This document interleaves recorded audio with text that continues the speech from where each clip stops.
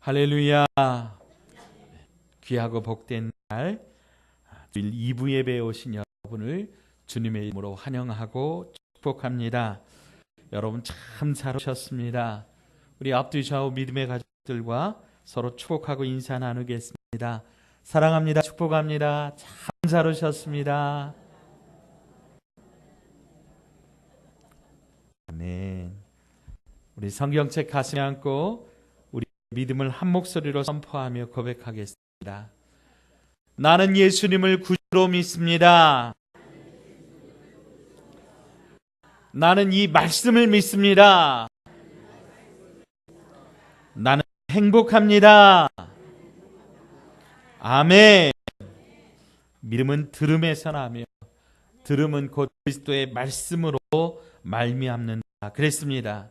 이 시간 선포되는 말씀을 우리가 믿음으로 들을 때 예수님께서 우리 안에 찾아오시는 것입니다. 여러분 믿으시기 바랍니다. 기독교는 십자가의 종교라고 말합니다. 우리 예배당 강단 전면에 십자가를 걸어두고 있는 이유가 있습니다. 바로 십자가를 통한 예수님의 사랑, 그 십자가의 구원을 잊지 말고 우리가 이 십자가를 바라볼 때마다 감사하며 예수님의 참된 제자의 길, 십자가의 길을 걸어가자라고 하는 것입니다. 한자의 큰 대자는 사람 인자에서 나왔다 그래요. 이 사람이 큰 짐, 무거운 짐을 어깨에 이렇게 짊어지고 있는 그런 모습을 형상화한 글자라 그래요. 그런데 이 짐이 자기의 짐이 아니고 다른 사람들을 위한 그런 짐이라고 하는 거예요. 그래서 다른 사람들을 위하여 버팀목이 될 수 있도록 이렇게 짐을 지어주는 사람, 그 사람을 일컬어서 큰 사람이라 그랬다는 거지요. 그런데 가만히 우리가 이 큰 대자를 살펴보면 예수님께서 십자가를 지고 있는 모습을 닮았다라고 하는 것입니다. 왜 하나님의 아들이신 그분이 사람의 모양을 입고 이 땅에 오셔서 십자가를 지셔야만 했을까요? 전능하신 하나님께서 어찌 그 방법 외에는 없으셨겠느냐라고 하는 거죠. 십자가. 여기에는 그 놀라운 하나님의 용서와 진리, 자유와 치유, 사랑, 그리고 삶의 모범이 담겨 있다라고 하는 겁니다. 오늘은 사순절 다섯째 주일을 맞이하여 십자가 용서의 복음이라고 하는 제목으로 함께 말씀을 나누겠습니다. 자, 첫째로 주님께서 나를 용서한다라고 하는 거예요. 자, 따라서 하시다. 주님께서 나를 용서하십니다. 아멘. 주님은 우리를 사랑하시고 용서해 주셨습니다. 그래서 주님의 십자가는 용서의 복음을 확실하게 보여주는 상징입니다. 본래 우리는 용서받을 수 없는 죄인들이었습니다. 그런데 하나님께서는 우리를 사랑하셔서 무한한 용서를 베풀어 주셨다라고 하는 거죠. 오늘 본문을 조금 더 지나서 읽어보면 1만 달란트 빚진 자를 탕감하여 준 임금님의 이야기가 기록되어 있습니다.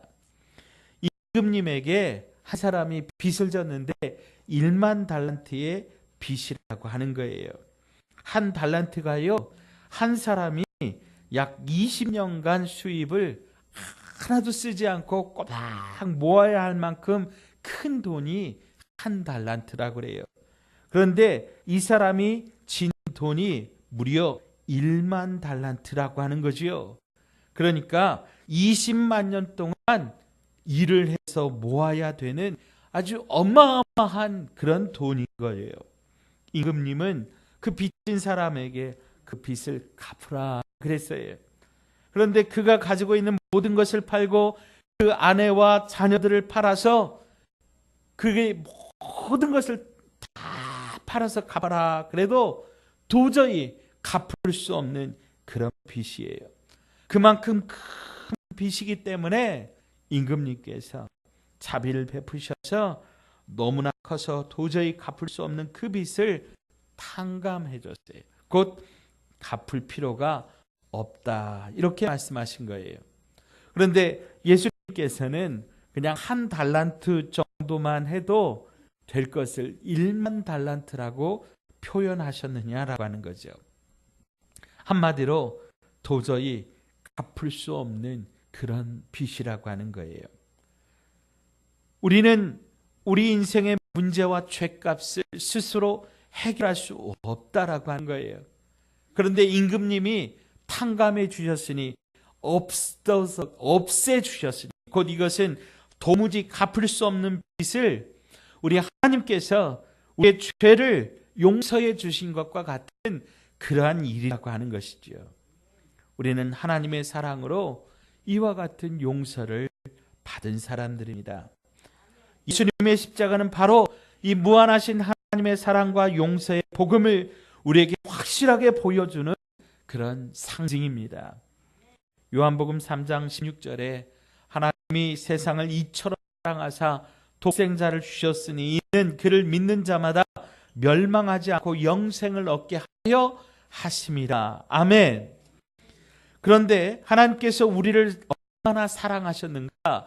이처럼 사랑하셨다고 했는데, 여기서 이처럼이라고 하는 말은 우리 때문에 하나밖에 없는 독생자 예수님을 이 땅에 보내주셔서 십자가에 달려 죽게 하시기까지 나를 사랑하셨다라고 하는 거예요.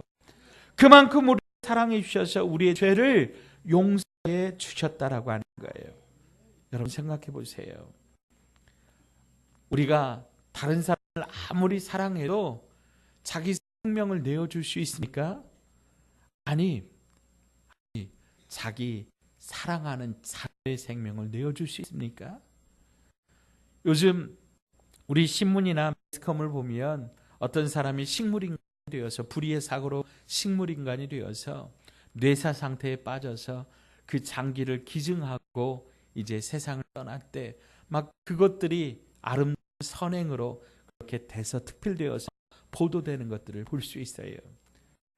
그런데 그렇게 사고로 말미암아 그렇게 행하는 것도 아름다운 선행이라고 이렇게 칭찬하는데, 하물며 하나밖에 없는 생명, 그것도 누구 생명? 본인의 생명이 아니고 누구 생명이요?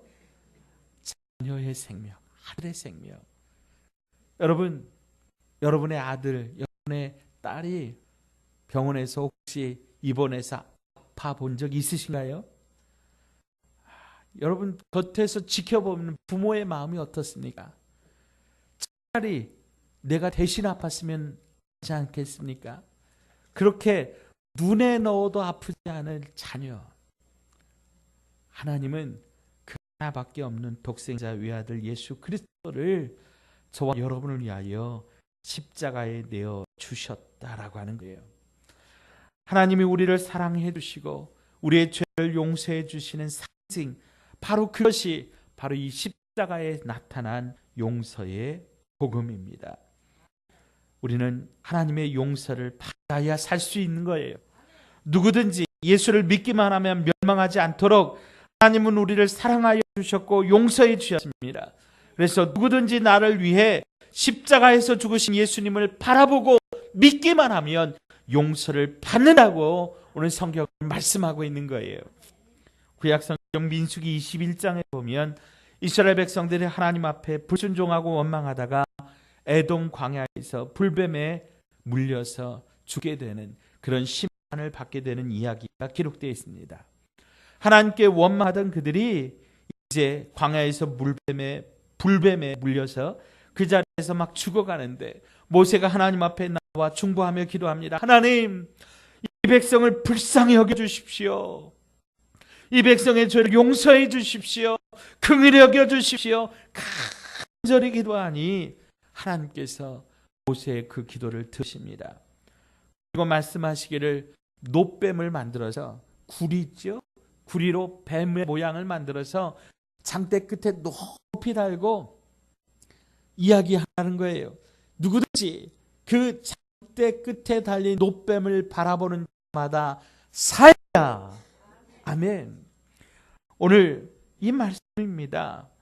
민수기 2장 10절에 모세가 놋뱀을 만들어 장 위에 다니 뱀에게 물린 자가 놋뱀을 쳐다본 즉 모두 살더라.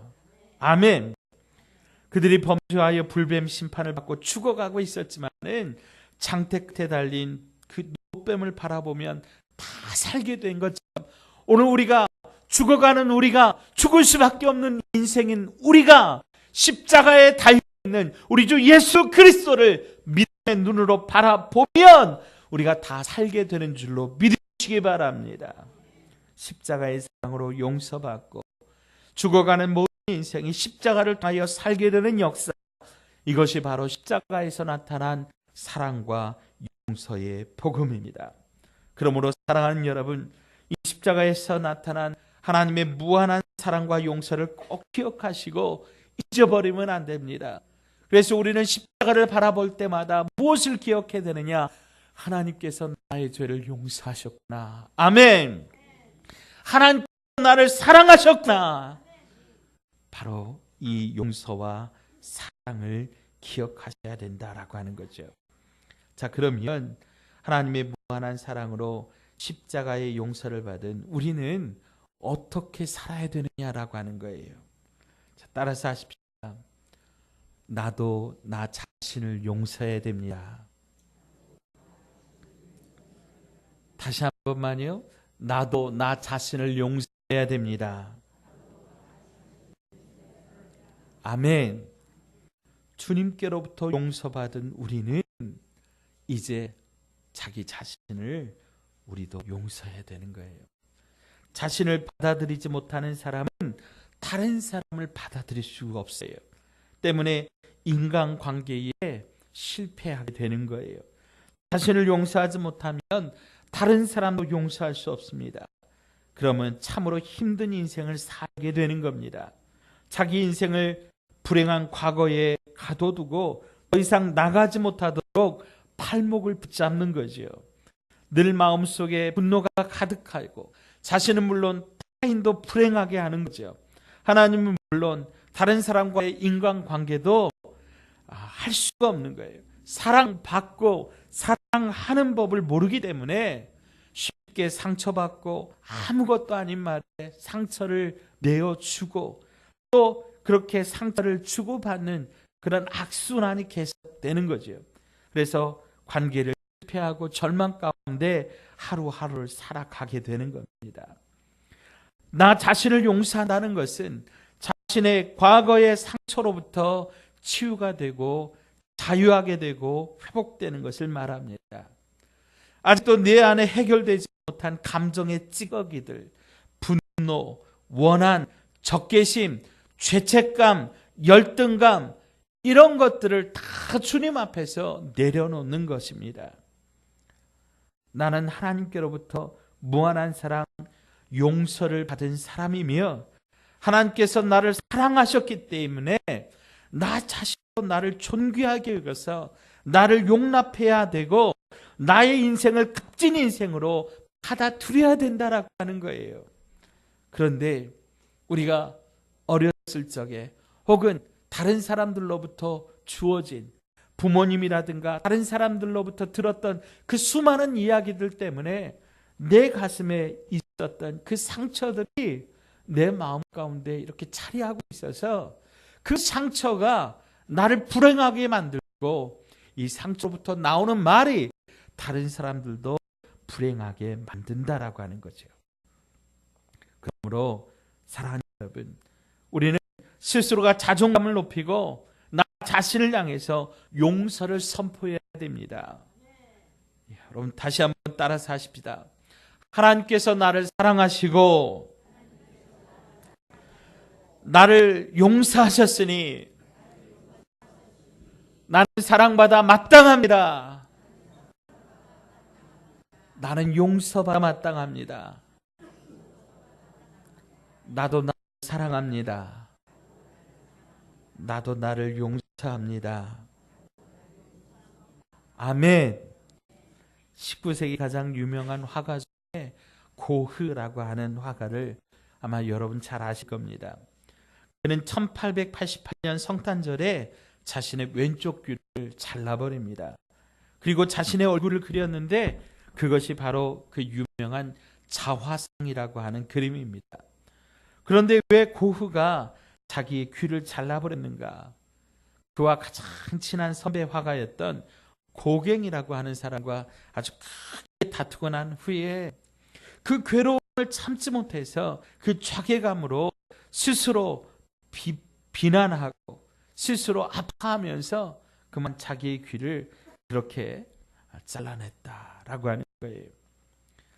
세상을 향해 원망을 하고 절망하고 좌절하면서 나는 왜 이렇게밖에 살 수 없는가? 내 성격은, 내 마음은, 내 삶은 왜 이 모양인가? 그렇게 저주하면서 자기를 혐오했다라고 하는 거예요. 그런데 결국 이 고흐가요, 자기 혐오감을 벗어나지 못한 채 그로부터 2년 후 권총으로 스스로 자살함으로 생을 마감하게 됩니다. 나이 37살에 참으로 안타까운 천재 화가의 죽음이었습니다. 자신을 용서하지 못한 비참한 결과라고 하는 것입니다. 또 다른 이야기가 있습니다. 언젠가 한번 말씀드린 기억이 나는데요. 맹인이신 윤인수 목사님의 이야기입니다. 이분이 6.25 전쟁으로 피난 내려와 병환으로 누워 계신 어머니를 간병하면서 맹인이지만 이제 집안 살림을 도맡아서 신문도 팔고 구두도 닦고 구걸도 하면서 그렇게 하루하루를 근근히 생활하셨다라고 하는 거예요.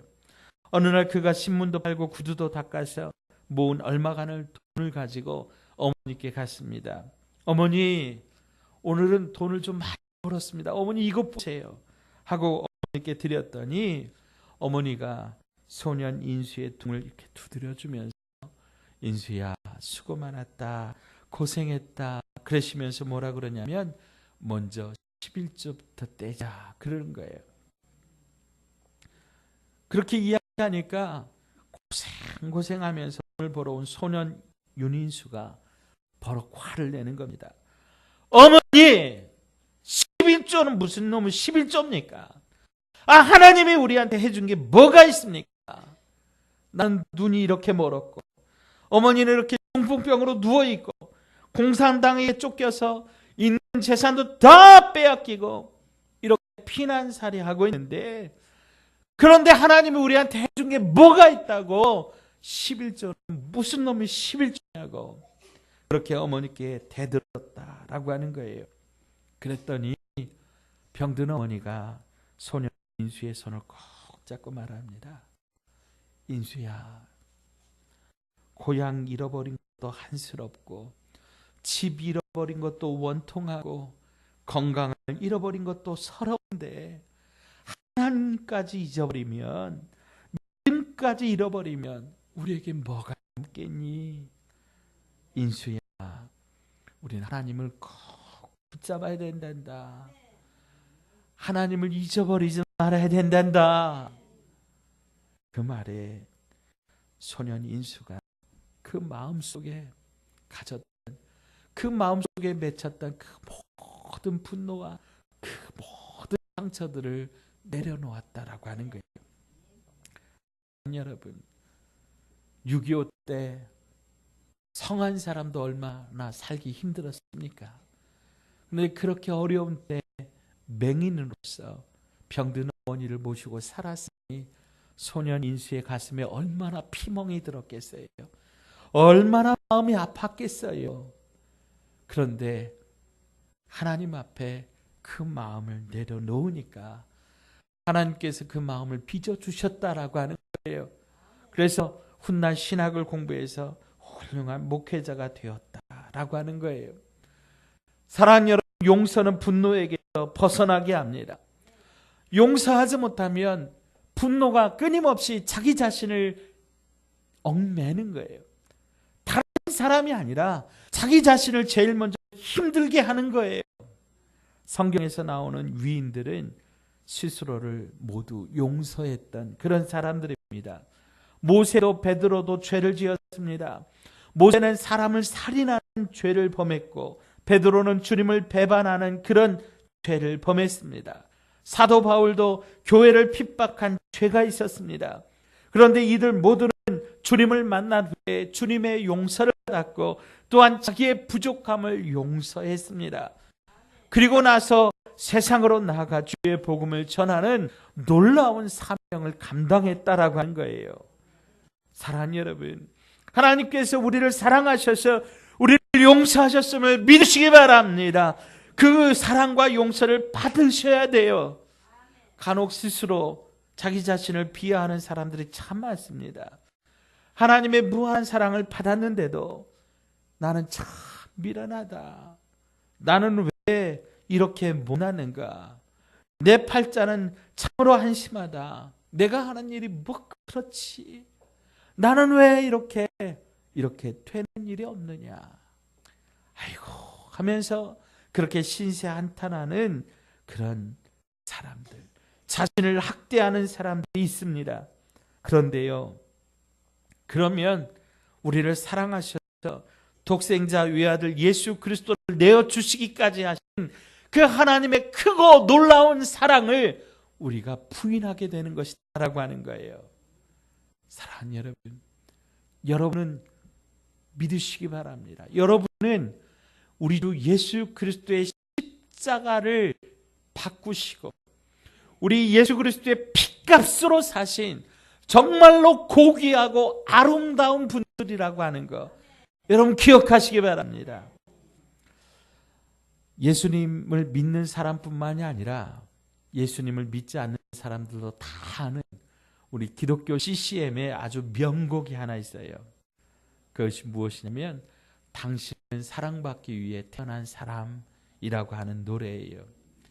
이 노래는 모든 사람들이 다 좋아합니다. 심지어는 불교를 믿는 사람들도 이 노래를 좋아해요.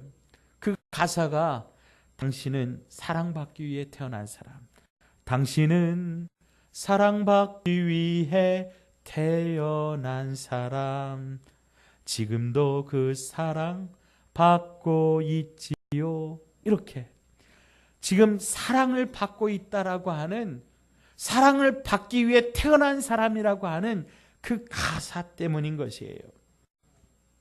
사랑하는 여러분, 여러분 자신을 먼저 용서하시기 바랍니다. 여러분 자신을 먼저 사랑하시기 바랍니다. 자신을 용서하지 못하고 자신을 사랑하지 못하면 다른 사람도 용서할 수 없고 사랑할 수 없는 거예요.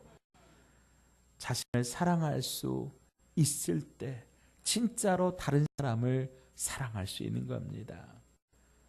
자, 다시 한번 여러분 따라서 하십시오. 나는 사랑받기 위해 태어난 사람입니다. 아멘. 나도 나 자신을 사랑합니다. 나도 나를 용서합니다. 아멘. 자, 마지막으로 그 사람을 용서하십시오. 자, 따라서 하십시다. 그 사람을 용서하자. 하나님의 무한하신 사랑을 받고 자신을 사랑하는 우리가 이제 해야 될 것이 있습니다. 그것은 용서의 삶을 사는 것입니다. 주님은 우리에게 용서하라고 말씀하십니다. 심지어는 원수까지도 사랑하고 용서하라고 말씀하십니다. 그 사람 때문이 아니라 누구 때문에요? 나 때문에요. 내가 하나님의 사랑을 받았기 때문에 그 사람을 용서해야 된다라고 하는 거예요. 어느 금실 좋은 부부가 결혼 60주년을 맞이해서 잔치를 열었어요. 많은 축하객들이 와서 할머니께 여쭙니다. 할머니, 어떻게 60년 동안을 금실 좋게 살아오실 수 있었어요? 그랬더니 할머니께서 말씀하시기를 나는 10가지 정해놓은 용서가 있어요. 그러는 거예요. 아니 도대체 그 10가지가 뭡니까? 그랬더니 할머니가 빙그레 웃으시면서 10가지 번호만 있고 내용은 없어 그러더래요.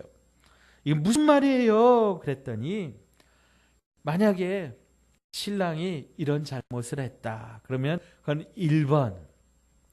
저런 잘못을 했다. 그러면 2번, 또 다른 잘못을 했다. 그거는 3번, 4번, 5번, 6번, 7번, 8번, 9번, 10번 그렇게 10가지 정해놓고 신랑이 잘못할 때마다 이것은 1번 거기에다 던진다는 거예요. 또 저런 잘못을 하면 이것은 2번 그리고 던진다는 거예요. 그렇게 모든 잘못들을 1번, 2번, 3번, 4번, 10번 이렇게 정해놓고 막 던져놓고 용서해야지, 용서하자 그렇게 다짐하고 살았더니 60년을 금실좋게 살았다라고 하는 거예요.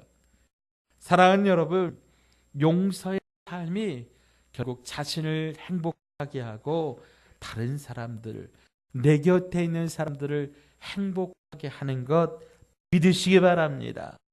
그래서 주님은 우리가 함께 읽은 마태복음 18장 10절에서 18절에서 말씀하십니다. 진실로 너희에게 이르노니 무엇이든지 너희가 땅에서 매면 하늘에서도 매일 것이요 무엇이든지 땅에서 풀면 하늘에서도 풀리리라. 아멘. 이 말씀이 참 은혜가 되고 두렵기도 합니다. 그러니까 땅에서 우리의 삶이 어떠냐에 따라서 하늘에서 결정된다라고 하는 거예요. 우리가 땅에서 완악하게 강팍하게 살면 하나님께서도 하늘에서 나도 너를 그렇게 대접할 것이라고 하는 거예요. 우리가 땅에서 용서하고 사랑하고 은혜를 베풀며 살면 하나님께서도 하늘에서 우리에게 은혜를 베풀어 주시고 우리에게 용서해 주시고 사랑해 주실 거라고 하는 거예요. 그래서 역시 혹시라도 여러분 우리에게 은혜가 없고 우리의 삶이 메마르고 팍팍하고 어딘가 막혀있는 것 같다면 혹시 우리 안에 이렇게 묶여진 것이 있는지 혹시 우리 안에 이렇게 막혀져 있는 것은 없는지 여러분 우리 한번 살펴보아야 됩니다. 주님께서는 마태복음 5장 23절로 24절 말씀하시기를 그러므로 예물을 제단에 드리려다가 거기서 내 형제에게 원망 들을 만한 일이 있는 것이 생각나거든. 예물을 제단 앞에 두고 먼저 가서 형제와 화목하고 그 후에 와서 예물을 드리라 말씀하셨습니다. 무슨 말이에요? 주님께 드리는 제사, 주님께 드리는 예배가 우선이 아니라 형제와의 관계를 푸는 것이 우선이라고 하는 거예요. 형제의 마음 가운데 막혀진 것을 풀어야 되는 거예요. 여러분 십자가는 두 가지의 막대기로 되어 있습니다. 하나의 막대기, 위로 쭉 뻗은 막대기는 나와 하나님과의 관계입니다. 그런데 이 나와 하나님과의 관계가 뚫리려면 좌우로 막대기, 나와 이웃 간에, 나와 내 옆에 있는 사람 간의 막대기가 풀려야 되는 거예요. 뚫려야 되는 거예요. 어떻게 뚫을 수 있습니까? 용서로 푸는 것입니다. 용서로 뚫어지는 것입니다. 십자가에서 나타난 용서의 복음은 내 옆에 가족과 이웃과 교회 식구들과 맺힌 것들을 풀고 하나님 앞에 나아가는 것입니다. 그렇게 하나님 앞에 나아가면 어떻게 됩니까? 계속해서 마태복음 18장 19절로 20절에 진실로 다시 너희에게 이르노니 너희 중에 두 사람이 땅에서 합심하여 무엇이든지 구하면 하늘에 계신 내 아버지께서 그들을 위하여 이루게 하시리라. 두세 사람이 내 이름으로 모인 곳에는 나도 그들 중에 있느니라. 아멘. 용서하는 사람, 함께 마음을 풀어서 서로 함께 마음을 모아서 합심해서 하나님 앞에 기도하면, 땅에서 기도하면 하늘에서 하나님께서 들으시고 역사하신다는 거예요. 하나님께서 기적을 베푸신다라고 하는 거예요. 하나님께서 이루신다라고 하는 거예요. 두세 사람이 내 이름으로 모인 그곳, 사랑으로 용서한 사람, 그 사람이 함께 모여서 기도하면 하나님께서 응답하신다라고 하는 거죠. 사랑하는 여러분, 십자가는 용서의 복음입니다. 이 십자가를 볼 때마다 우리 나를 용서하신 주님을 바라보기를 바랍니다. 또 상대방을 용서하라 명령하신 주님의 음성을 들으시기 바랍니다. 우리에게는 단점도 있고 장점도 있습니다. 그런데 똑같은 단점이라도 우리가 긍정의 눈, 사랑의 눈, 용서의 눈으로 보면 전혀 다르게 보일 수도 있다라고 하는 거예요. 예를 들면 좀 우유부단한 사람, 우유부단한 성격을 가진 사람이라면 그것을 사랑의 눈, 용서의 눈으로 보면 부드럽다 이렇게 말할 수 있습니다. 또 아주 고집이 센 사람이 있단 말이에요. 그런 사람을 용서의 눈으로 보면 뭐라 그래요? 야, 소신이 있다. 그렇게 말할 수 있어요. 또 소심한 사람은요, 신중하다, 사회가 깊다 그렇게 말할 수 있고요. 또 덜렁대는 사람 있죠. 막 덜렁대는 그 사람은 뭐라고 말할 수 있어요? 참 밝고 명랑하다 이렇게 말할 수 있습니다. 까다로운 사람은 꼼꼼하고 치밀한 사람이다. 우울한 사람은 차분한 사람이다. 직선적인 사람은 솔직하고 결단력이 있다. 그리고 변덕쟁이도 있죠. 아침에 막 이런 얘기했다 저런 얘기했다가 저녁에 또 막 다른 얘기하는 사람들, 이런 사람을 사랑의 눈으로 용서의 눈으로 바라보면 뭐라고 말할 수 있어요? 참 그 사람 감성이 풍부하다 그렇게 말할 수 있는 거예요.